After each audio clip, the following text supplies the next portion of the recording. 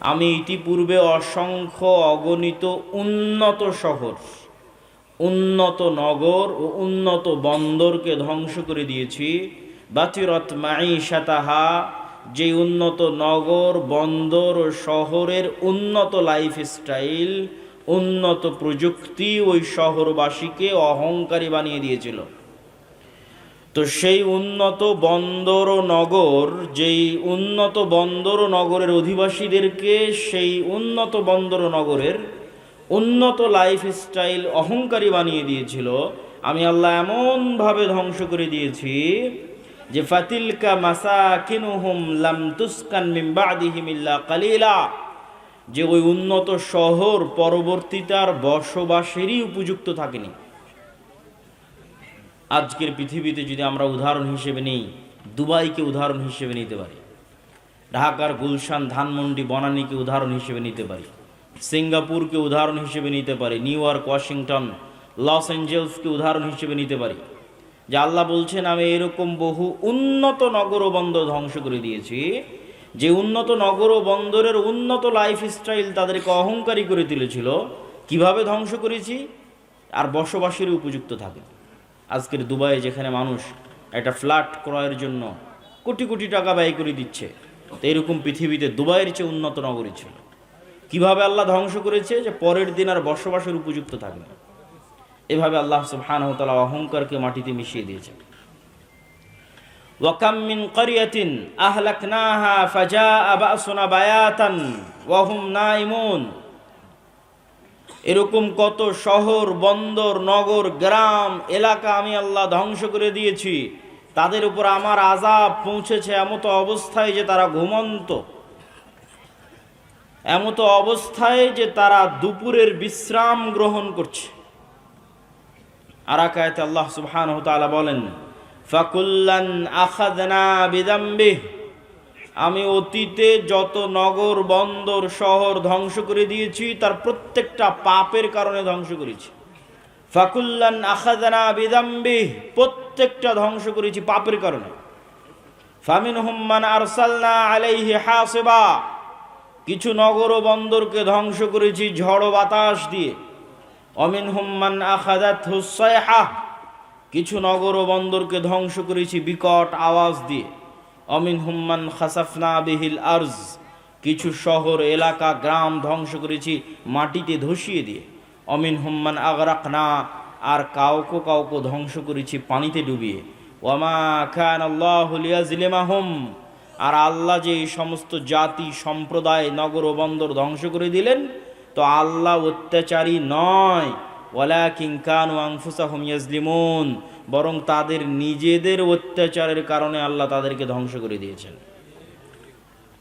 সম্মানিত উপস্থিতি, এই কয়েকটি আয়াত থেকে স্পষ্ট বোঝা গেল যে আল্লাহ সুবহানাহু ওয়া তাআলা আযাব ও গজব দেন, বিভিন্নভাবে, বিভিন্ন ধরনে, বিভিন্ন স্টাইলে দেন।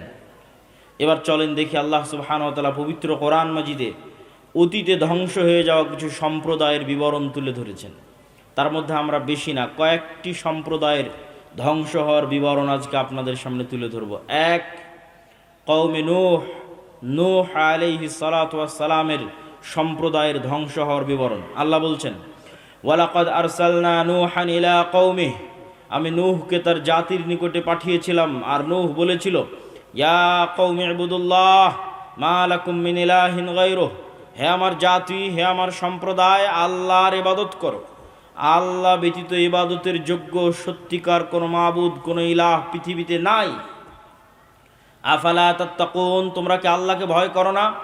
আল্লাহ সুবহানাহু ওয়া তাআলা অন্য আয়াতে বলেন ওয়ালাকাদ আরসালনা নূহান ইলা কওমিহি, আমি নূহকে তার কওম, তার জাতি, তার সম্প্রদায়ের নিকট পাঠিয়েছিলাম।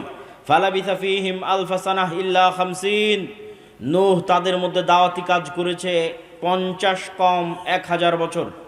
নূহ তাদের মধ্যে দাওয়াতি কাজ করেছে আলফা সানাহ 1000 বছর, ইল্লা 50 50 বাদে, তথা 950 বছর দাওয়াতি কাজ করেছে।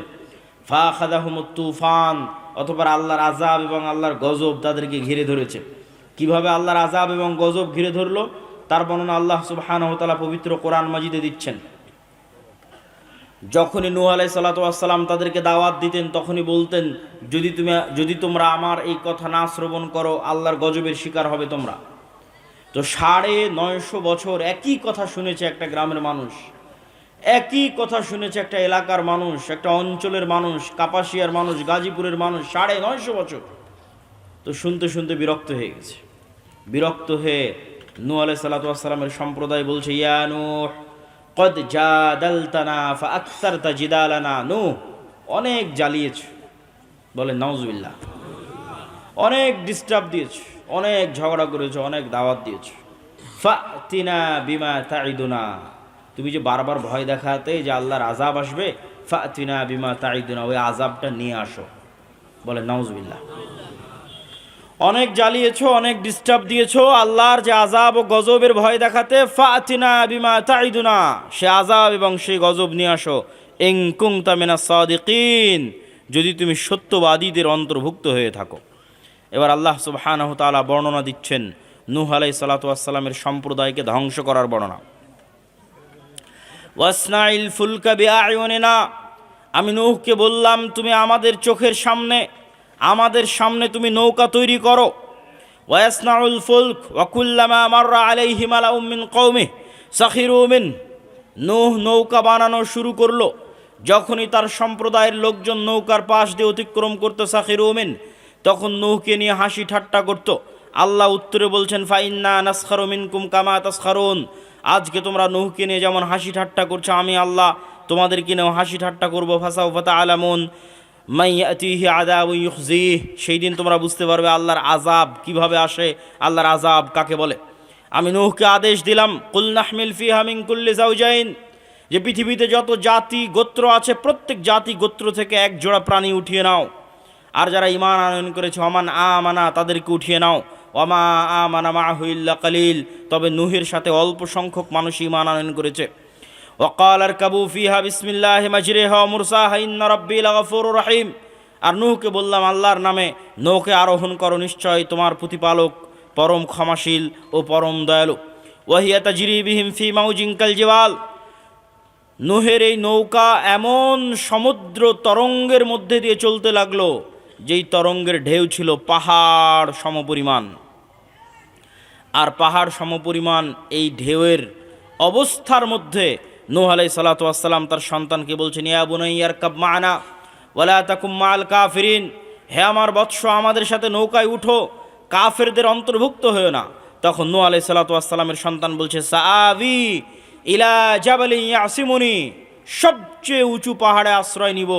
সবচেয়ে উঁচু পাহাড়ে আল্লাহর পানি পৌঁছতে পারবে না।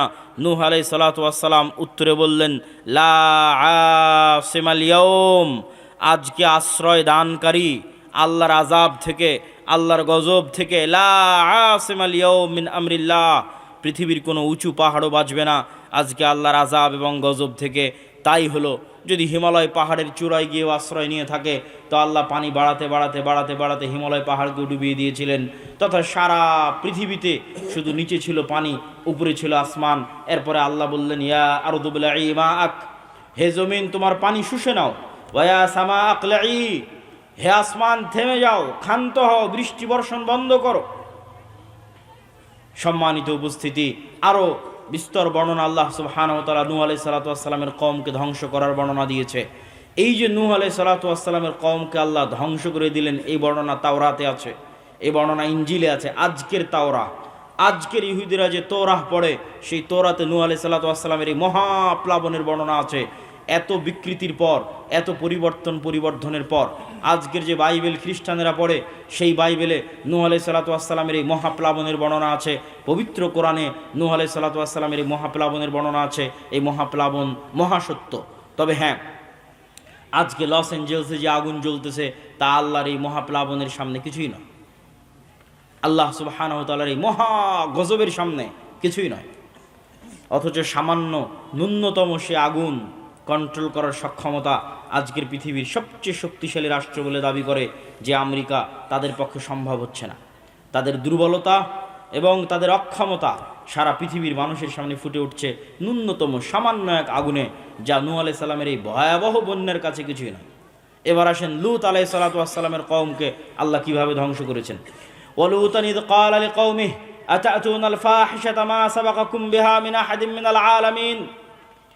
হে লূত, তুমি তোমার কওমের নিকটে যাও এবং তোমার কওমকে বলো। আর লূত তার কওমের নিকটে গেল এবং বলল, আতাতুনাল ফাহিশাতা, তোমরা কি ওই অশ্লীলতায় লিপ্ত হচ্ছ যেই অশ্লীলতা পৃথিবীতে কোনো জাতি ইতিপূর্বে করেনি, সেই অশ্লীলতায় তোমরা লিপ্ত হয়েছ। এই অশ্লীলতা থেকে বের হয়ে আসো, এই অশ্লীলতা পরিত্যাগ করো। সে অশ্লীলতা ছিল সমকামিতার অশ্লীলতা। সম্মানিত উপস্থিতি, লূত আলাইহিস সালাতু ওয়াস সালাম যখন এই দাওয়াত তাদেরকে প্রদান করলো, তখন তারা লূত আলাইহিস সালাতু ওয়াস সালামকে কি উত্তর দিয়েছিল জানেন? ফামা কানা জওয়াব কওমিহি ইল্লা আন ক্বালু আখরিজু আলা লূতিন মিন ক্বরিয়াতিকুম ইন্নাহুম উনাসুন ইয়াতাতাহহারুন। লূত, তুমি যখন এতই পবিত্র, লূত তুমি যখন এতই পবিত্র আর আমরা যখন এতই অপবিত্র, আমাদের সাথে তোমার থাকার দরকার নাই। তুমি আমাদের এলাকা, আমাদের গ্রাম ছেড়ে বেরিয়ে পড়ো, আমাদের গ্রাম থেকে বেরিয়ে যাও।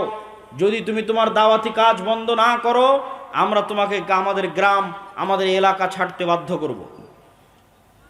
আল্লাহর আযাব এবং আল্লাহর গজব আসার সময় হয়ে গেল। আল্লাহর আযাব এবং গজব আসার যখন সময় হলো, আল্লাহ ফেরেশতা পাঠালেন। ফেরেশতা গেল মেহমান হিসেবে ইব্রাহিম আলাইহিস সালাতু ওয়াস সালামের নিকটে। ধারাবাহিক আল্লাহ সুবহানাহু ওয়া তাআলা এই ঘটনা পবিত্র কোরআনে বর্ণনা করেছেন। ফেরেশতা যখন ইব্রাহিম আলাইহিস সালাতু ওয়াস সালামের নিকটে গেল, তখন ইব্রাহিম আলাইহিস সালাতু ওয়াস সালাম ভয় পেয়ে গেলেন। ফেরেশতারা বলছে, ভয়ের কোনো কারণ নাই। ইন্না নুবাশশিরুকা বিগুলামিন, আমরা আপনাকে এক সৎ সুসন্তানের সুসংবাদ দিতে এসেছি আর ধ্বংসের বার্তা নিয়ে এসেছি কওমে লূতের জন্য। ইব্রাহিম আলাইহিস সালাতু ওয়াস সালাম আশ্চর্য হয়ে বললেন, সেখানে যে লূত আছে, তোমরা ধ্বংসের বার্তা নিয়ে এসেছো কওমে লূতের জন্য, কিন্তু সেখানে যে লূত আছে আলাইহিস সালাতু ওয়াস সালাম, তখন ফেরেশতারা বললেন, তাকে উদ্ধার করে নেওয়া হবে, তাকে বাঁচিয়ে নেওয়া হবে। এই ফেরেশতা দলই মেহমান হিসেবে লূত আলাইহিস সালাতু ওয়াস সালামের নিকটে গিয়ে উপস্থিত হলো। লূত আলাইহিস সালাতু ওয়াস সালাম প্রথমে বুঝতে পারেননি যে তারা আল্লাহ সুবহানাহু ওয়া তাআলার মেহমান, তারা আল্লাহ সুবহানাহু ওয়া তাআলার ফেরেশতা, এটা তিনি বুঝতে পারেননি। তো ফেরেশতাগণ যখন লূত আলাইহিস সালাতু ওয়াস সালামের দরবারে গেছে, তখন সুন্দর সুদর্শন কিশোর যুবক বয়সের পূর্ব মুহূর্তের বয়সের আকৃতি ধারণ করে গেছে। তৎকালীন সেই জাতির জঘন্য লোলুপ দৃষ্টি তখন এই ফেরেশতাদের উপর পড়ে এবং তারা লূত আলাইহিস সালাতু ওয়াস সালামের নিকটে চায় যে তুমি তাদেরকে আমাদের হাতে উঠিয়ে দাও। তখন লূত আলাইহিস সালাতু ওয়াস সালাম বলেন, আলাইসা মিনকুম রাজুলুর রশীদ, তোমাদের মধ্যে কি একজনও পবিত্র মানুষ নাই? হায় আফসোস, তোমাদের মধ্যে একজনও কি পবিত্র মানুষ নাই? আমি ইলা রুকনিন শাদীদ, আমি মহাশক্তিশালী আল্লাহর আশ্রয় প্রার্থনা করছি। তোমাদের সামনে, তোমাদের মাধ্যমে আজ আমার মেহমানেরা অপমানিত হবে, এই অপমান হওয়া থেকে আমি আল্লাহর দরবারে আশ্রয় প্রার্থনা করছি। যখন লূত আলাইহিস সালাতু ওয়াস সালামকে এরকম চিন্তিত দেখলেন ফেরেশতারা, তখন ফেরেশতারা বললেন, ইয়া লূত ইন্না রাসূল রাব্বিক, আরে আমরা তো আপনার প্রতিপালকের পক্ষ থেকে পাঠানো ফেরেশতা। লা ইয়াসিলু ইলাইক, এরা আপনার এবং আমাদের কোনো ক্ষতি করতে পারবে না। ফাআসরি বিআহলিক বিকিতইম মিনাল লাইল, রাত শেষ হওয়ার পূর্বেই আপনার পরিবার নিয়ে, মুমিনদের নিয়ে এই এলাকা ত্যাগ করেন। ফাআসরি বিআহলিক বিকিতইম মিনাল লাইল, রাত শেষ হওয়ার পূর্বে এই এলাকা ত্যাগ করেন। ওয়ালা ইয়ালতাফিত মিনকুম আহাদ, আপনাদের মধ্যে কেউ যেন পিছন ফিরে না তাকায়। ইল্লা ইমরাতাক, তবে আপনার স্ত্রীকে সাথে নিয়ে যেতে পারবেন না। মুসিবুহা মা আসাবাহুম, আল্লাহর গজবের শিকার সেও হবে। ইন্না মাউইদাহুমুস সুবহ, আপনার এই জাতির ধ্বংস হওয়ার সময় সকাল। আলাইসাস সুবহু বিকরিব, সকাল কি অতি নিকটে নয়? অতএব সকাল হওয়ার পূর্বে এই এলাকা ত্যাগ করেন। লূত আলাইহিস সালাতু ওয়াস সালাম সকাল হওয়ার পূর্বেই তড়িঘড়ি করে এলাকা ত্যাগ করলেন, তার স্ত্রী থেকে গেল। আল্লাহ সুবহানাহু ওয়া তাআলা কোরআন মাজিদে বর্ণনা করছেন, ফালাম্মা জা আমরুনা জাআলনা আলিয়াহা সাফিলাহা, যখন লূত ওই শহর ও এলাকা ত্যাগ করলো, তখন আমি আল্লাহ ওই শহরের উপর সাইড করে দিলাম নিচে, আর নিচের সাইড করে দিলাম উপরে। জাআলনা আলিয়াহা সাফিলাহা, পুরো শহরকে উল্টিয়ে দিলাম।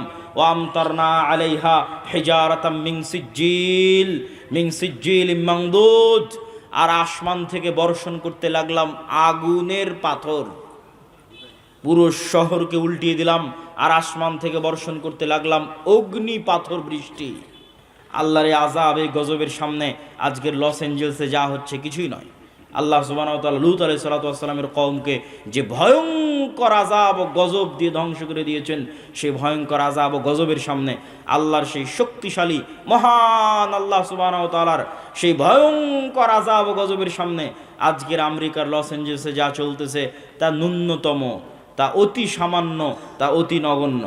চলেন আল্লাহ সুবহানাহু ওয়া তাআলা তারপরের জাতির ধ্বংসের বর্ণনা দিচ্ছেন, তা হচ্ছে আদ জাতি। এগুলো প্রত্যেকটা আল্লাহ কোরআনে বর্ণনা দিয়েছে, আর আমি শুধু কোরআনের আয়াত করছি আর অনুবাদ করছি। ওয়া ইলা আদিন আখাহুম হুদ, আদ জাতির নিকটে নবী করে পাঠিয়েছি হুদ আলাইহিস সালাতু ওয়াস সালামকে। ক্বালা ইয়া কওমি ইবুদুল্লাহ মা লাকুম মিন ইলাহিন গায়রুহু, হুদ তার জাতিকে লক্ষ্য উদ্দেশ্য করে বলল, হে আমার কওম, আল্লাহর ইবাদত করো। মা লাকুম মিন ইলাহিন গায়রুহু, আল্লাহ ব্যতীত পৃথিবীতে ইবাদতের যোগ্য কেউ নাই। আফালা তাত্তাকুন, তোমরা কি আল্লাহকে ভয় করো না? যদি তোমরা আল্লাহ ব্যতীত অন্য কারো ইবাদত করো অথবা আল্লাহর ইবাদতকে মেনে না নেও, তাহলে আল্লাহর গজবের তোমরা শিকার হবে। ইন্নী আখাফু আলাইকুম আযাবা ইয়াউমিন আযীম, আমি ভয় পাচ্ছি যে আল্লাহর আযাব এবং আল্লাহর গজব তোমাদেরকে ঘিরে ধরবে। তো নূহ আলাইহিস সালাতু ওয়াস সালামের কওম আর লূত আলাইহিস সালাতু ওয়াস সালামের কওমের চেয়ে আদ জাতি ছিল বিপরীত, ব্যতিক্রম। কি বিপরীত, কি ব্যতিক্রম? আদ জাতির উত্তর দেখেন, আদ জাতির উত্তর আল্লাহ কোরআনে বর্ণনা করছে।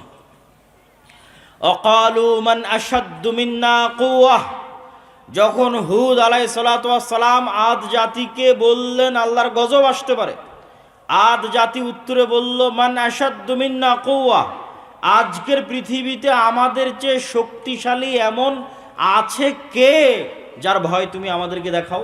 মান আশাদ্দু মিন্না কুওয়া, আজকের পৃথিবীতে আমাদের চেয়ে শক্তিশালী কেউ নাই, কিসের গজবের ভয় দেখাও, কিসের আযাবের ভয় দেখাও? তৎকালীন বিশ্বের সবচেয়ে শক্তিশালী জাতীয় রাষ্ট্র তৈরি করেছিল আদ সম্প্রদায়, সবচেয়ে উন্নত সভ্যতা তৈরি করেছিল আদ সম্প্রদায়, সবচেয়ে উন্নত প্রযুক্তি তৈরি করেছিল আদ সম্প্রদায়। সে উন্নত প্রযুক্তি, উন্নত সভ্যতা, জ্ঞান বিজ্ঞানের সর্বোচ্চ শিখরে পৌঁছে গিয়ে আদ জাতি অহংকার বশত দাবি করেছিল, মান আশাদ্দু মিন্না কুওয়া, আজকের পৃথিবীতে আমাদের চেয়ে এমন শক্তিশালী কে আছে যার আযাব এবং যার গজবের ভয় তোমরা দেখাও? আল্লাহ উত্তরে বলছেন, আওয়ালাম ইয়ারাউ আন্নাল্লাহাল্লাযী খালাকাহুম হুয়া আশাদ্দু মিনহুম কুওয়া, তারা কি জানে না যে তারা জ্ঞানে বিজ্ঞানে প্রযুক্তিতে শক্তিতে সভ্যতায় সক্ষমতায় উন্নতির সর্বোচ্চ শিখরে যদি পৌঁছে যায়, মানব জাতি যত শক্তিশালী হওয়া সম্ভব, যত উন্নত প্রযুক্তির হওয়া সম্ভব, তার সর্বোচ্চ লেভেলে যদি পৌঁছে যায়, তবুও তারা আল্লাহর সৃষ্টি জীব আর আল্লাহ তাদের সৃষ্টিকর্তা। এটা আল্লাহ বলছেন, আদ জাতিকে লক্ষ্য করে আল্লাহ বলছেন, তারা যত শক্তিশালী হোক এই লেভেল তো ভাঙতে পারবে না যে সে সৃষ্টি জীব আর আমি আল্লাহ তার সৃষ্টিকর্তা। এইটা কি ভাঙতে পারে? আজকের ইসরায়েল, আজকের আমেরিকা, আজকের ভারত দাবি করতে পারে, মান আশাদ্দু মিন্না কুওয়া, আজকের পৃথিবীতে আমাদের যে শক্তিশালী আছে কে, কে শক্তিশালী আছে দাবি করতে পারে। কিন্তু আল্লাহ সুবহানাহু ওয়া তাআলা উত্তরে বলছেন, তোমরা শক্তিতে সামর্থ্যে যত সর্বোচ্চ পর্যায়ে পৌঁছে যাও, তারপরও এই লেভেল অতিক্রম করতে পারবে না যে তোমরা হচ্ছে সৃষ্টিজীব আর আল্লাহকে সৃষ্টিকর্তা। তো যিনি সৃষ্টিকর্তা উনি কি সৃষ্টিজীবের চেয়ে শক্তিশালী নন? শক্তিশালী, চিরন্তন এবং চিরস্থায়ীভাবে শক্তিশালী। তাহলে আদ জাতির এই গর্ব এবং এই অহংকারকে আল্লাহ সুবহানাহু ওয়া তাআলা এবার ধ্বংস করে দিচ্ছেন। ওয়া আম্মা আদুন ফাউহলিকু বিরিহিন সারসারিন আতিয়া, আমি আদ জাতিকে ধ্বংস করে দিলাম ভয়ঙ্কর প্রচণ্ড ঝড় বাতাস, যেই ভয়ঙ্কর প্রচণ্ড ঝড় বাতাস প্রবাহিত থেকেছে 1 সপ্তাহ যাবৎ। বিরিহিন সারসারিন আতিয়া, আর সেই ভয়ঙ্কর ঝড় বাতাসের অন্যতম আরেকটি বৈশিষ্ট্য হচ্ছে সে বাতাস ছিল প্রচণ্ড ঠান্ডা, প্রচণ্ড ঠান্ডা ভয়ঙ্কর ঝড় বাতাস যেই দিক দিয়ে গেছে সেই দিক দিয়ে গোড়া কাটা খেজুর গাছের মতো পড়ে গেছে। কি মানুষ, কি বিল্ডিং, কি দালান কোঠা, কি গাছপালা, বাতাসের তেজ যেদিক দিয়ে গেছে সেদিক দিয়ে গোড়া কাটা খেজুর গাছের ময়নায় পড়ে গেছে। আল্লাহ সুবহানাহু ওয়া তাআলা এই আযাব এবং গজবের বর্ণনা পবিত্র কোরআন মাজিদে দিয়েছেন যে তিনি আদ জাতিকে এইভাবে ধ্বংস করেছেন। এবার সামুদ জাতি, সামুদ জাতিকে আল্লাহ সুবহানাহু ওয়া তাআলা কিভাবে ধ্বংস করলেন। আল্লাহ সুবহানাহু ওয়া তাআলা পবিত্র কোরআনে বলছেন, ওয়া ইলা সামুদ আখাহুম সালেহ, সামুদ জাতির নিকটে নবী করে পাঠিয়েছিলাম সালেহকে। আদ জাতির নিকটে নবী করে পাঠানো হয়েছে হুদকে। কওমে নূহের নিকটে নবী করে পাঠানো হয়েছে নূহকে। কওমে লূতের নিকটে নবী করে পাঠানো হয়েছে লূতকে। আর সামুদ জাতির নিকটে নবী করে পাঠিয়েছি সালেহকে। সালেহ গিয়ে বলল, ইয়া কওমি ইবুদুল্লাহ মা লাকুম মিন ইলাহিন গায়রুহ, হে আমার সম্প্রদায়, আল্লাহর ইবাদত কর। আল্লাহ ব্যতীত পৃথিবীতে ইবাদতের যোগ্য আর কোনো সত্য মাবুদ, সত্য সত্তা নাই। আর আমি সালেহ আল্লাহর নিদর্শন স্বরূপ তোমাদের জন্য নিয়ে এসেছি একটা উটনি, নাকাতুল্লাহ, হাদিহি নাকাতুল্লাহ, এই যে আল্লাহর উটনি নিদর্শন স্বরূপ নিয়ে এসেছি। ফাদারুহা তাকুলু ফি আরদিল্লাহ, এই উটনির তোমরা কোনো ক্ষতি করার চেষ্টা করিও না। যদি এই উটনির ক্ষতি করার চেষ্টা করো, ফায়াখুযাকুম আযাবুন আলীম, ভয়ঙ্কর শাস্তি তোমাদেরকে গ্রাস করবে। আর এই উটনির জন্য কি, বেশি কিছু না। হাদিহি নাকাতুন লাহা শিরবুন ওয়ালাকুম শিরবু ইয়াউমিন মা'লুম, 6 দিন তোমাদের উটনি কুয়াতে পানি পান করবে, আর এই উটনি একদিন কুয়ায় পানি পান করবে। যেই দিন এই উটনি একদিন কুয়ায় পানি পান করবে, সেই দিন এই উটনির এত পরিমাণ দুধ হবে, যেই দুধ নিয়ে সমগ্র সামুদ সম্প্রদায়, আত্মীয় স্বজন, পাড়া প্রতিবেশী, গরু ছাগল বাছুর পশু প্রাণী মিলে সেই দুধ দহন করে শেষ করতে পারবে না। এই নিয়ামত আল্লাহ তাদেরকে দিয়েছিলেন, এই নিদর্শন আল্লাহ তাদেরকে দিয়েছিলেন, কিন্তু তাদের অন্তরে অহংকার পেয়ে বসেছিল। তাদের অন্তরে কীরকম অহংকার পেয়ে বসেছিল, আল্লাহ সুবহানাহু ওয়া তাআলা পবিত্র কোরআন মাজিদে তাদের এই বর্ণনা দিচ্ছেন, তাদের এই অহংকারের বর্ণনা দিচ্ছেন। ফাআকারুন নাকাহ ওয়া আতাউ আন আমরি রাব্বিহিম, তারা আল্লাহর এই নিদর্শনকে উপেক্ষা করত, উটনির পা কেটে নিল।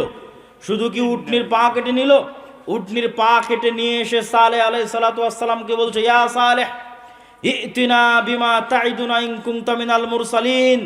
সালেহ, তুমি তো খুব বড় বড় লেকচার দিতে যে এই উটনির ক্ষতি করলে নাকি আল্লাহর আযাব আসবে, নেও তোমার উটনির পা কেটে দিয়েছে, আল্লাহর আযাব কোথায় নিয়ে আসো। বলেন নাউজুবিল্লাহ। আল্লাহর আযাব তারা নিজেদের জন্য চেয়ে নিল, পরীক্ষায় ফেল করলো। এবার আল্লাহ সুবহানাহু ওয়া তাআলা তাদের আযাবের বর্ণনা দিচ্ছেন পবিত্র কোরআন মাজিদে, যে আল্লাহ সুবহানাহু ওয়া তাআলা তাদেরকে কিভাবে ধ্বংস করেছেন। আল্লাহ সুবহানাহু ওয়া তাআলা তাদেরকে ধ্বংসের বর্ণনা দিতে গিয়ে বলেন, ফাআখাযাতহুমুর রাজফা ফাআসবাহু ফি দারিহিম জাসিমিন, আমি সামুদ সম্প্রদায়কে ধ্বংস করেছি বিকট আওয়াজ দিয়ে। কি ভয়ঙ্কর বিকট আওয়াজ, এমন ভয়ঙ্কর বিকট আওয়াজ যে ফাআখাযাতহুমুর রাজফা, এমন ভয়ঙ্কর বিকট আওয়াজ যে ফাআসবাহু ফি দারিহিম জাসিমিন, যে যে অবস্থায় ছিল ওই অবস্থায় থেকে গেছে, কিন্তু মারা গেছে।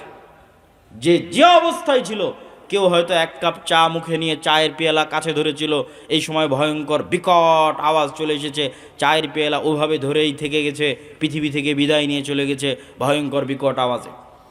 কেউ হয়তো দৌড়াচ্ছিল, দৌড়ানো অবস্থায় থেকে গেছে, কেউ বসা ছিল, বসা অবস্থায় থেকে গেছে। যে যে অবস্থায় ছিল, লা তাতাহাররাকুল আজসাদ, পুরো একটা জাতি একদিনে, এক সেকেন্ডে, এক বিকট আওয়াজে স্থির অবস্থায় পৃথিবী থেকে ধ্বংস হয়ে গেছে। আল্লাহ বর্ণনা দিচ্ছেন পবিত্র কোরআন মাজিদে এই সামুদ জাতির ধ্বংসের বর্ণনা। আদ জাতির ধ্বংসের বর্ণনার সাথে আজকের আমেরিকার লস অ্যাঞ্জেলসে যা চলতেছে কিছুই না, ন্যূনতম, অতি নগণ্য। অথচ এই অতি নগণ্য, অতি দুর্বল আল্লাহর শাস্তি, আল্লাহর আযাব বর্তমান পৃথিবীর সবচেয়ে শক্তিশালী রাষ্ট্র ট্যাকেল দিতে পারছে না। যদি নূহ আলাইহিস সালাতু ওয়াস সালামের মতো আযাব আসে, যদি কওমে লূতের মতো আযাব আসে, যদি আদ জাতির মতো আযাব আসে, যদি সামুদ জাতির মতো আযাব আসে, তাহলে আল্লাহ সুবহানাহু ওয়া তাআলার আযাব এবং এই শাস্তি থেকে বাঁচতে পারবে এরকম কোনো শহর, বন্দর, নগর পৃথিবীতে নাই। এবং এটার চ্যালেঞ্জ আল্লাহ পবিত্র কোরআন মাজিদে দিয়েছেন। আল্লাহ বলছেন, আফা আমিনা আহলুল কুরা আইয়াতিয়াহুম বাসুনা বায়াতাও ওয়া হুম নাইমুন, শহর ও গ্রামবাসী, বন্দরবাসী কি নিজেকে নিরাপদ মনে করে নিয়েছে যে আর আল্লাহর আযাব আসবে না? এখন অত্যাধুনিক প্রযুক্তি, তাই বৃষ্টি কখন হবে জানা যায়, ঝড় কখন হবে জানা যায়, ভূমিকম্প কখন হবে জানা যায়, সকল আশ্রয় কেন্দ্র আছে, পুনর্বাসন কেন্দ্র আছে, ফায়ার সার্ভিস আছে। এরকম উন্নত প্রযুক্তির যুগে, কম্পিউটার, মোবাইল, বিজ্ঞান, ক্যামেরার যুগে, ওয়েবসাইট, গুগল, সব কিছুর যুগে, চ্যাট জিপিটির যুগে মানুষকে মনে করে নিয়েছে যে আল্লাহর আযাব আর আসবে না। আফা আমিনা আহলুল কুরা ইয়াতিয়াহুম বাসুনা বায়াতান ওয়া হুম নাইমুন। শহর, বন্দর, নগরবাসী, পৃথিবীর উন্নত থেকে উন্নত শহরবাসী, New York, Washington, London, Dubai, Singapore, ঢাকার মানুষ কি মনে করে নিয়েছে আল্লাহর আযাব আসবে না? এমত অবস্থায় যে তারা ঘুমন্ত, এমত অবস্থায় যে তারা দুপুরের পর বিশ্রাম নিচ্ছে, এমত অবস্থায় যে তারা খেল তামাশায় মত্ত, এমত অবস্থায় তাদের কাছে আল্লাহর আযাব আসবে না, এই নিশ্চিত, এই গ্যারেন্টি, এই নিশ্চয়তা তাদেরকে কে দিল? আল্লাহ সুবহানাহু ওয়া তাআলা পবিত্র কোরআন মাজিদের এই সারমর্ম, এই সামারি বলার মাধ্যমে আপনাদের সামনে এতটুকুই, বক্তব্যের এই প্রথম অংশে এতটুকু তুলে ধরতে চেয়েছি যে আল্লাহর আযাব এবং আল্লাহর গজব থেকে পৃথিবীতে কেউ মুক্ত নয়, আল্লাহর আযাব এবং গজবের ভয়ে থাকতে হবে। বক্তব্যের দ্বিতীয় অংশ হচ্ছে ইসলামের সামগ্রিক বিজয় কিভাবে সম্ভব। ইসলামের সামগ্রিক বিজয় কিভাবে সম্ভব, এই পয়েন্টে বাংলাদেশের প্রায় সব জায়গায়, সব ইউনিভার্সিটি, কলেজ, যেখানে যেখানে যাওয়ার সুযোগ হচ্ছে, সম্ভব হচ্ছে, সেখানে আলোচনা তুলে ধরছি। আপনাদের কাছেও তুলে ধরা দরকার, কেননা আমাদের মধ্যে অনেক মানুষ মনে করছে যে হ্যাঁ, গণতান্ত্রিক নির্বাচনের মাধ্যমে আমি রাষ্ট্র ক্ষমতা ইসলাম প্রতিষ্ঠা করব। আবার কেউ মনে করছে যে না, এইভাবে ওইভাবে রাষ্ট্র ক্ষমতা ইসলাম প্রতিষ্ঠিত হবে। আসলে রাষ্ট্রে ইসলাম প্রতিষ্ঠিত হওয়া বলতে কি বুঝায়, এই জিনিসটা আগে আমাকে এবং আপনাকে বুঝতে হবে। রাসূলুল্লাহ সাল্লাল্লাহু আলাইহি ওয়াসাল্লাম এক হাদিসে বলছেন, কিয়ামতের পূর্ব মুহূর্তের নিকটবর্তীর বর্ণনা দিতে গিয়ে বলছেন, লা তাকুমুস সাআহ হাত্তা ইয়ানজিলা ঈসা ইবনে মারইয়াম। কিয়ামত ততক্ষণ পর্যন্ত হবে না যতক্ষণ না মারিয়ামের সন্তান ঈসা পৃথিবীতে নেমে না আসে। আর মারিয়ামের সন্তান ঈসা পৃথিবীতে নেমে এসে কি করবে জানো? মারিয়ামের সন্তান ঈসা পৃথিবীতে নেমে এসে ইয়াকসিরুস সালিব, ক্রুশ ভেঙে দিবে, ওয়া ইয়াকতুলুল খিনজির, শুকুরকে হারাম ঘোষণা করবে, আর সমগ্র পৃথিবীতে হাকামান মুকসিতা, ন্যায় বিচার প্রতিষ্ঠা করবে। এটা হলো রাষ্ট্রে ইসলামের ব্র্যান্ডিং। যে ঈসা আলাইহিস সালাতু ওয়াস সালামের যে শাসন ব্যবস্থা হবে, ওই শাসন ব্যবস্থা ইসলামী শাসন ব্যবস্থা না অন ইসলামিক শাসন ব্যবস্থা? ইসলামী শাসন ব্যবস্থা। তো ইসলামী শাসন ব্যবস্থার ব্র্যান্ডিং করছেন আল্লাহর নবী, যে ঈসা আলাইহিস সালাতু ওয়াস সালাম যতক্ষণ না আসবে কিয়ামত হবে না। উনি আসবেন, এসে কি করবেন? সমগ্র পৃথিবীতে ন্যায় বিচার প্রতিষ্ঠা করবেন। তাহলে ইসলামী শাসন ব্যবস্থার ব্র্যান্ডিং হচ্ছে ন্যায় বিচার। ইসলামী শাসন ব্যবস্থার ব্র্যান্ডিং হচ্ছে ন্যায়পরায়ণতা। তো আজকের যুগের আমরা মুসলমানেরা নিজেরাই তো ন্যায়পরায়ণ নই, সত্যবাদী নই, তো রাষ্ট্রে কিভাবে ন্যায় বিচার প্রতিষ্ঠা করব? ঈসা আলাইহিস সালাম যদি তার নিজের ব্যক্তিগত জীবনে ন্যায়পরায়ণ না হয়, উনি কি রাষ্ট্রের ন্যায় বিচার প্রতিষ্ঠা করতে পারবে? আপনাকে আমি উদাহরণ দিয়ে বলি, কাপাসিয়া টোক, গাজীপুরের মানুষ খুব ভালোভাবে জানেন। আপনি আপনার পাড়া প্রতিবেশী, আশেপাশের অঞ্চল, কি হানাফি কি আহলে হাদিস, একটু নজর দিয়ে দেখেন, নজর বুলিয়ে দেখেন যে বাবার মৃত্যুর পর কতজন ভাই তার বোনকে পিতার সম্পত্তিতে ন্যায্য হিস্সা ন্যায়ের সাথে, ন্যায় পরায়ণতার সাথে বুঝিয়ে দিয়েছে, ন্যায়ের সাথে। একে তো আছে দেয়নি, আর এক দল আছে যদি দিয়ে থাকে তাহলে সবচেয়ে দামি জমিটা নিজে নিয়েছে, আর বিলের মধ্যে পানিতে ডুবে থাকা জমিটা বোনকে দিয়েছে। এটা কি ন্যায় হয়েছে? ন্যায় হয়নি, অন্যায় হয়েছে। এবার বলেন, এই মুসলমান, যেই মুসলমান নিজেকে মুসলিম বলে দাবি করছে, সে ন্যূনতম তার পরিবারে তার রক্তের সম্পর্কের বোনকে আল্লাহর দেওয়া সম্পত্তি ন্যায়ের সাথে বুঝিয়ে দিতে পারেনি। ওই মুসলমানকে যদি আমি আজকে রাষ্ট্রের দায়িত্ব দিই, 16 বছর যা দুর্নীতি হয়েছে ও তার কয়েক গুণ বেশি দুর্নীতি হয়েছে। 16 বছর যা জুলুম হয়েছে ও তার চেয়ে বেশি জুলুম করবে, কেননা সে তার পরিবারে তার বোনের সাথে ন্যায় প্রতিষ্ঠা করতে পারেনি। কেমনে সম্ভব যে সে রাষ্ট্রের দায়িত্ব বলে রাষ্ট্রের ন্যায় বিচার প্রতিষ্ঠা করবে? উদাহরণ 2, আপনাদের এই কাপাসিয়া টোক, গাজীপুর অঞ্চলের মানুষ মিলিয়ে দেখেন, এরকম অসংখ্য জায়গায় বিবাহ হচ্ছে যেখানে মুসলিম মেয়ের বিবাহ হচ্ছে যৌতুকের ভিত্তিতে। যৌতুক নিচ্ছে কে? মুসলমান যৌতুক নিচ্ছে, মুসলিম সন্তান, মুসলিম যুবক, মুসলিম পিতা যৌতুক নিচ্ছে। বিবাহে উপস্থিত আছে হাজি, নামাজি, আলেম, আলহাজ, ওমরাকারী, দানবীর, কাজী, এমন কে নাই যে বিবাহে উপস্থিত নাই?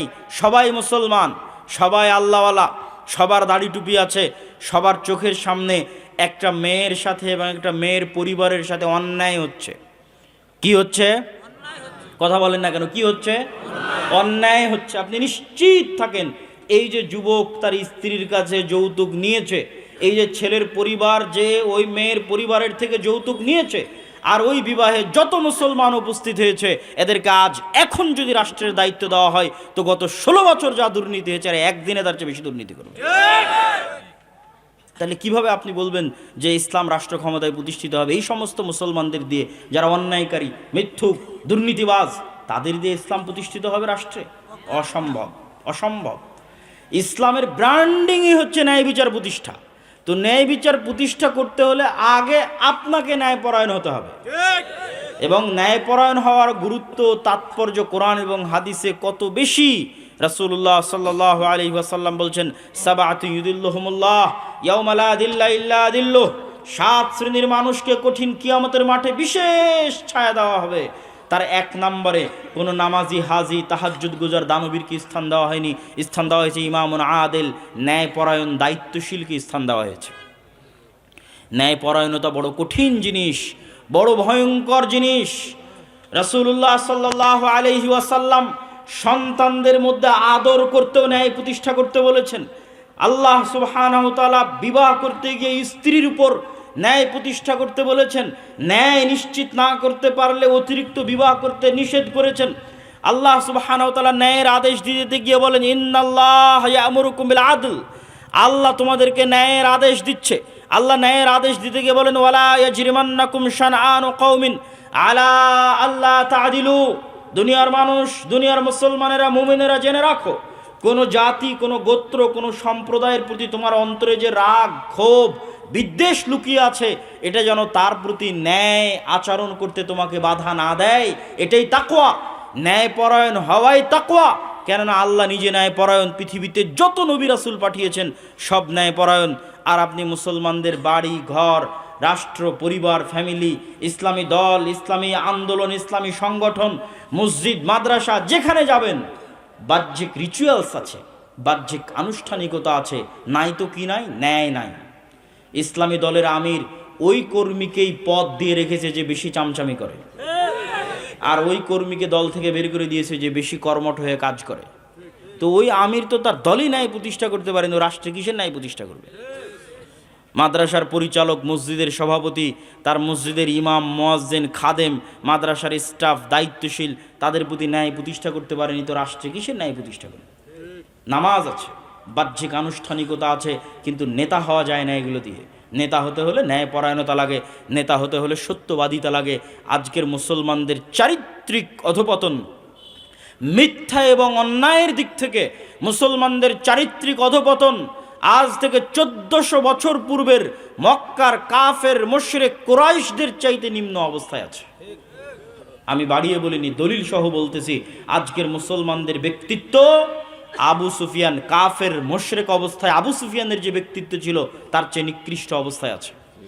আজকের মুসলমানদের ব্যক্তিত্ব আল্লাহর নবীর চাচা আবু তালেবের কাফের মুশরিক অবস্থায় যে ব্যক্তিত্ব, যে শাখসিয়া, যে পার্সোনালিটি, যে ন্যায়পরায়ণতা, যে সত্যবাদিতার উপর প্রতিষ্ঠিত ছিল তার চেয়ে নিম্ন অবস্থায় আছে।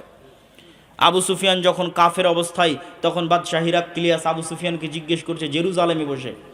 জেরুজালেমে আবু সুফিয়ানকে জিজ্ঞেস করা হচ্ছে, বাদশাহ হিরাক্লিয়াস জিজ্ঞেস করছে, না কোনো ফোন আছে, না কোনো ক্যামেরা আছে, না কোনো লাইভ আছে, না কোনো রেকর্ডার আছে, আর আবু সুফিয়ানকে জিজ্ঞেস করা হচ্ছে তার চিরশত্রু সম্পর্কে। অথচ আবু সুফিয়ান একটা কথা তার শত্রু মুহাম্মদ সাল্লাল্লাহু আলাইহি ওয়াসাল্লাম সম্পর্কে মিথ্যা কথা সেই দিন বাদশাহ হিরাক্লিয়াসের দরবারে দাঁড়িয়ে বলেনি। আজকে আপনি আপনার বাংলাদেশের যে কোনো রাজনৈতিক নেতাকে তার বিপরীত রাজনৈতিক দলের নেতা সম্পর্কে জিজ্ঞেস করে দেখেন, যা বলবে 16 আনাই মিথ্যা। কেননা এই গণতান্ত্রিক রাজনীতি টিকেই আছে মিথ্যার উপর। এখানে মিথ্যুক না হলে আপনি রাজনীতি করতে পারবেন না, আর মিথ্যুক কখনো নেতা হতে পারে না। নেতৃত্বের গুণ মুসলমানদের ওখানেই হারিয়ে গেছে। আমেরিকা, ইউরোপ গিয়ে দেখেন মুসলমানেরা কাফের মুশরিকের কাছে মিথ্যা বলছে 2 টাকা বেশি পাওয়ার জন্য, মিথ্যার উপর প্রতিষ্ঠিত হয়ে আছে। রূপগঞ্জের মানুষকে দেখেছি গত নির্বাচনের সময় যে সব এমপির কাছ থেকে টাকা নিয়ে বলেছে তাকে ভোট দিবে। মিথ্যুক। মুসলমানদের বেসিক যে গুণ, সেই গুণ তারা হারিয়ে ফেলেছে। কেমনে তারা নেতা হবে, কেমনে তারা কল্পনা করে যে ইসলামকে তারা রাষ্ট্র ক্ষমতায় প্রতিষ্ঠিত করবে, কেমনে, কোন দিক থেকে, কোন সেন্সে? রাসূলুল্লাহ সাল্লাল্লাহু আলাইহি ওয়াসাল্লাম বলেন, সালাসুন মান কুন্না ফি, তিনটে বৈশিষ্ট্য যার মধ্যে থাকবে সে মুনাফিকান খালিসা, খাঁটি মুনাফিক। ইজা হাদ্দাসা কাযাবা, কথা বললে মিথ্যা বলে, ওয়াদা করলে ভঙ্গ করে, আর দায়িত্ব দেওয়া হলে দায়িত্বের খেয়ানত করে। যখন দায়িত্ব দেওয়া হয় সেই দায়িত্বের খেয়ানত করে, সব হচ্ছে মুনাফিক। আপনি কত ওসি, ডিসি, এসপি, মন্ত্রী, মিনিস্টার, এসিলেন্ট, সাব রেজিস্ট্রার নেবেন যারা নামাজি, আল্লাহওয়ালা, হাজি, কিন্তু সে যে পদে দায়িত্ব পালন করছে ওই দায়িত্বের সাথে খেয়ানত করতেছে।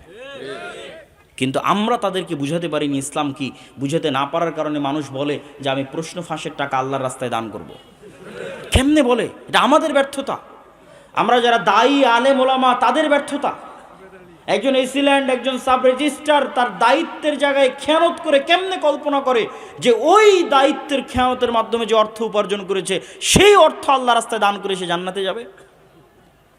অথচ আল্লাহর নবী বলে গেছে সে মুনাফিক। কি বলে গেছে? মুনাফিক। দায়িত্ব দেওয়া হয়েছে, দায়িত্ব পালন আমানতের সাথে পালন করেনি, মুনাফিক। তো মুনাফিক মুসলিমের নামাজ দিয়ে কি হবে? মুনাফিক মুসলিমের হজ, উমরা, দান দিয়ে কি হবে? তাকে আল্লাহ কখনো নেতা বানাবেন না। কেননা এই ধরনের মানুষ গোলাম হওয়ার জন্য পৃথিবীতে এসেছে, আজীবন গোলাম থাকবে। এই জন্য রাসূলুল্লাহ সাল্লাল্লাহু আলাইহি ওয়াসাল্লাম মুসলমানদের যেন সেলফ রেসপেক্ট ঠিক থাকে, মুসলমানদের যেন আত্মমর্যাদা, আত্মসম্মান ঠিক থাকে।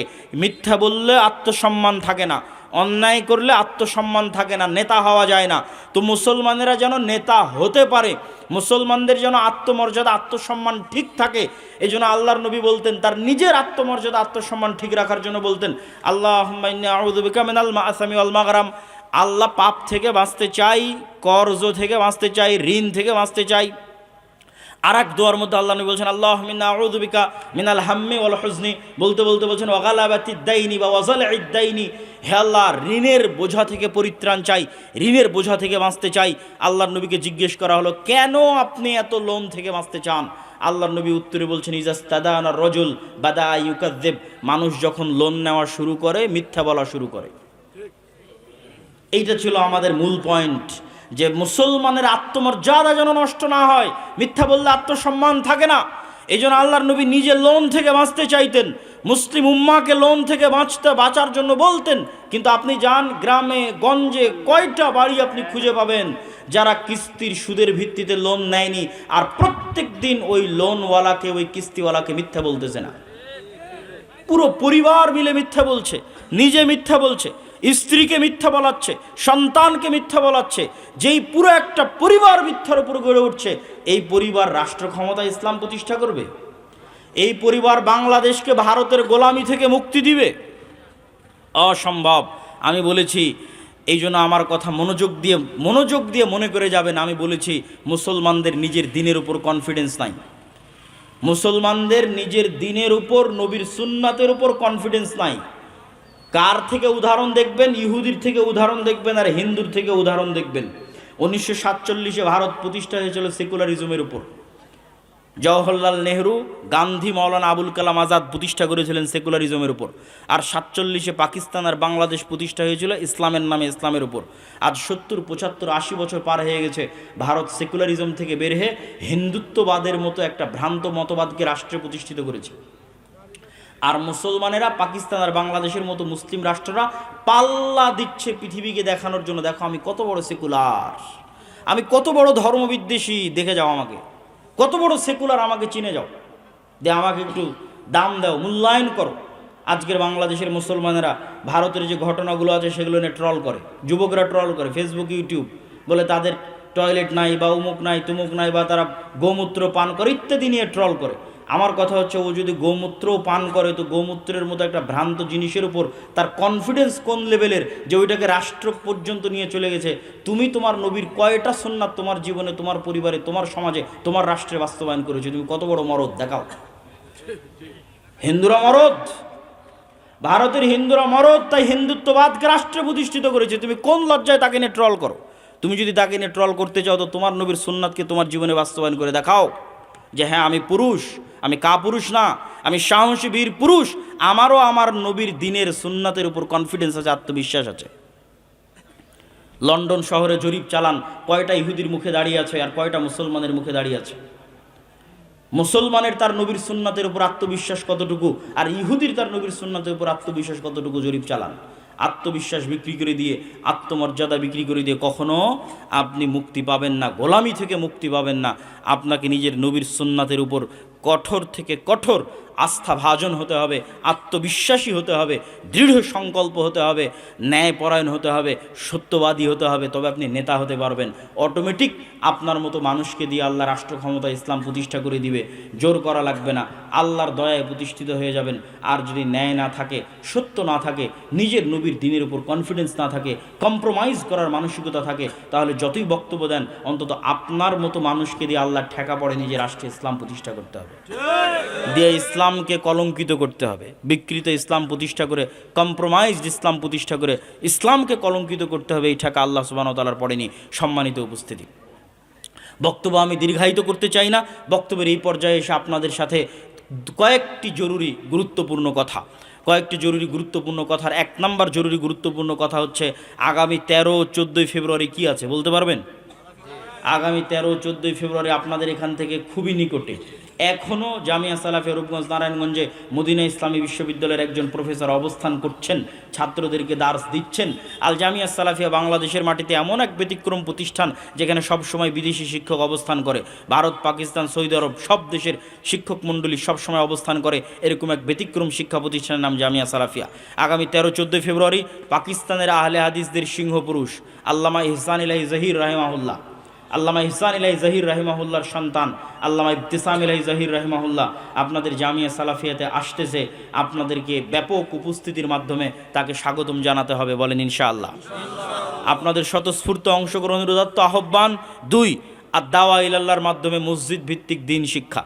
আপনাদের এই অঞ্চলে প্রায় 19-20 থেকে 30টা আহলে হাদিস মসজিদ আছে। এই মসজিদগুলোতে মক্তব চলে কিনা, মক্তব চললে ভালোভাবে চলে কিনা, শিক্ষকের ট্রেনিং আছে কিনা, সিলেবাসের বাস্তবায়ন আছে কিনা, কেউ খোঁজ খবর নেয় কিনা, একদিন একটু বসে আপনাদের মসজিদের ইমামদেরকে আল জামিয়া সালাফিয়া ডাঙ্গিপাড়া পবা রাজশাহীতে পাঠান।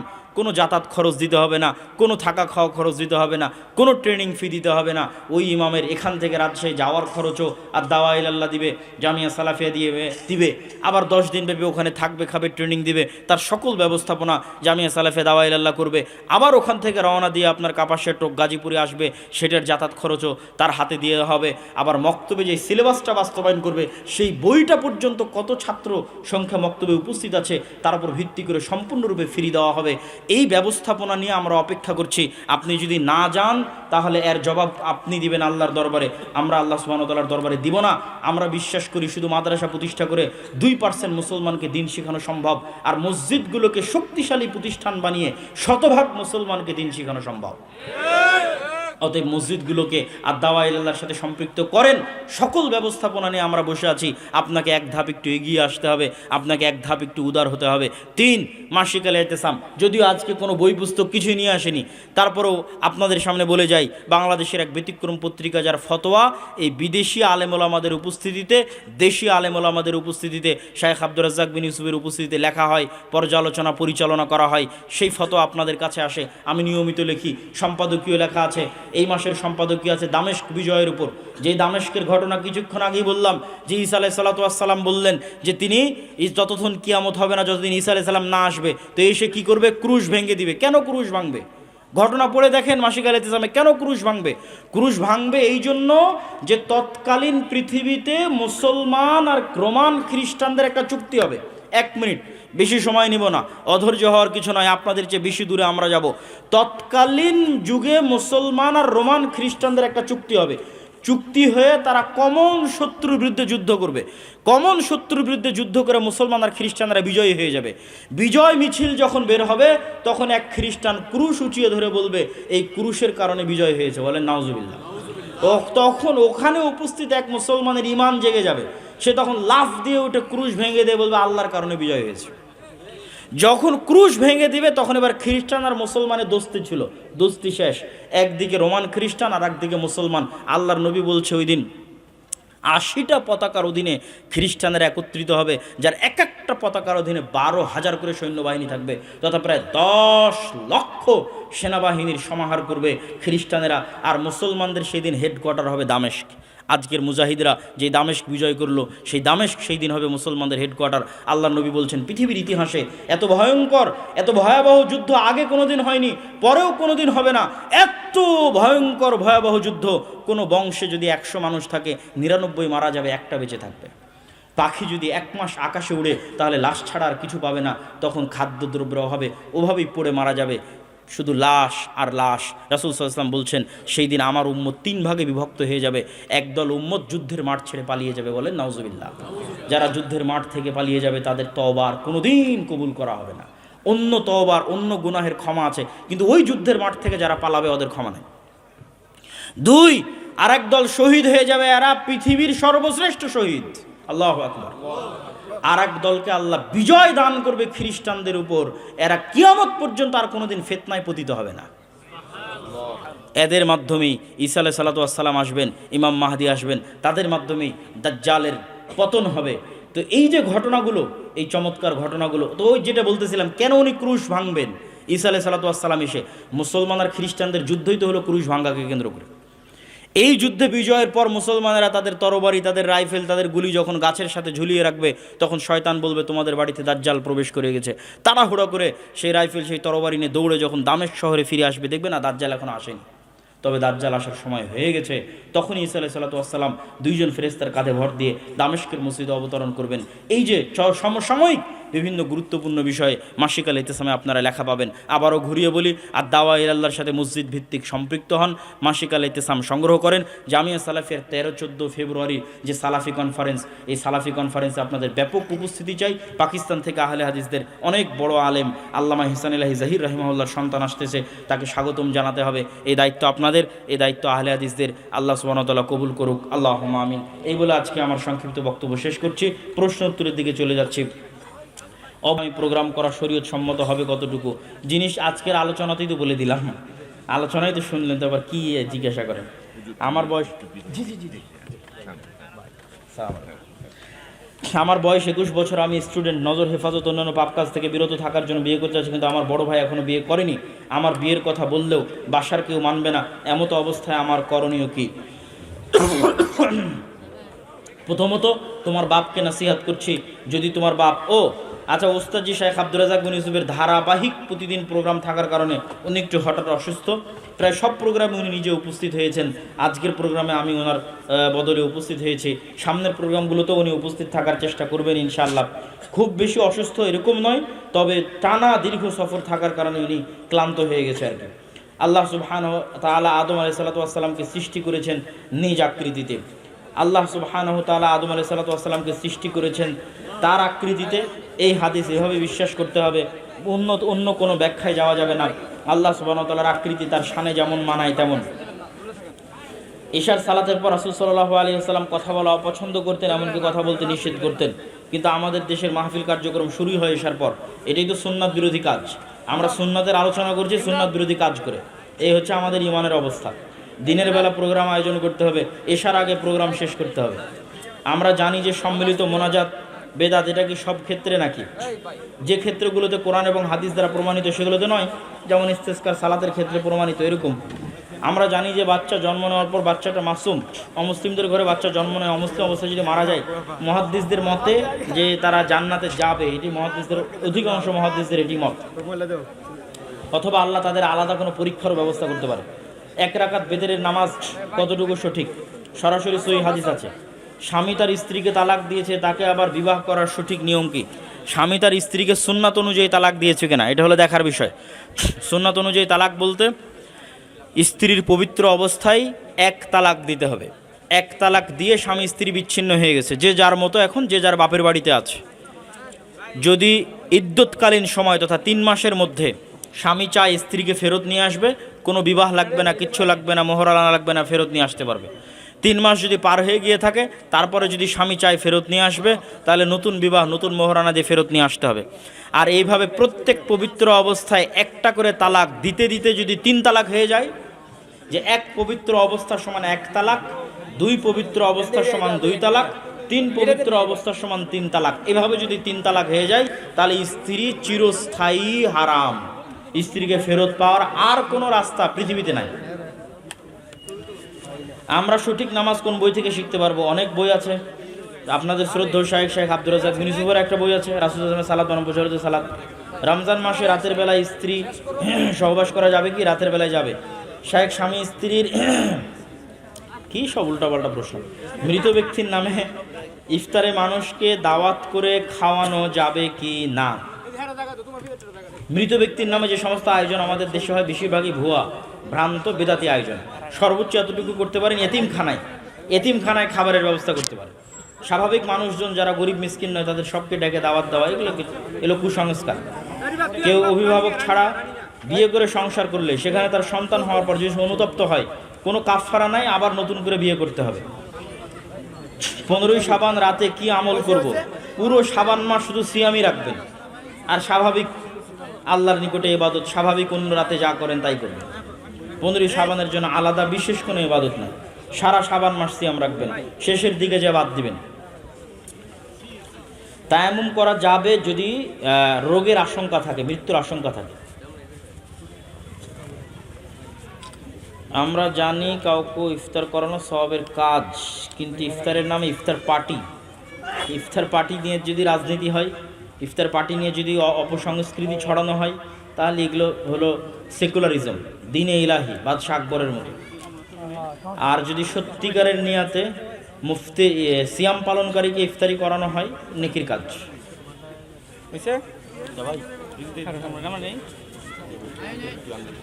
জি, সুবহানাকাল্লাহুম্মা ওয়া বিহামদিকা আশহাদু আল্লা ইলাহা ইল্লা আনতা আস্তাগফিরুকা।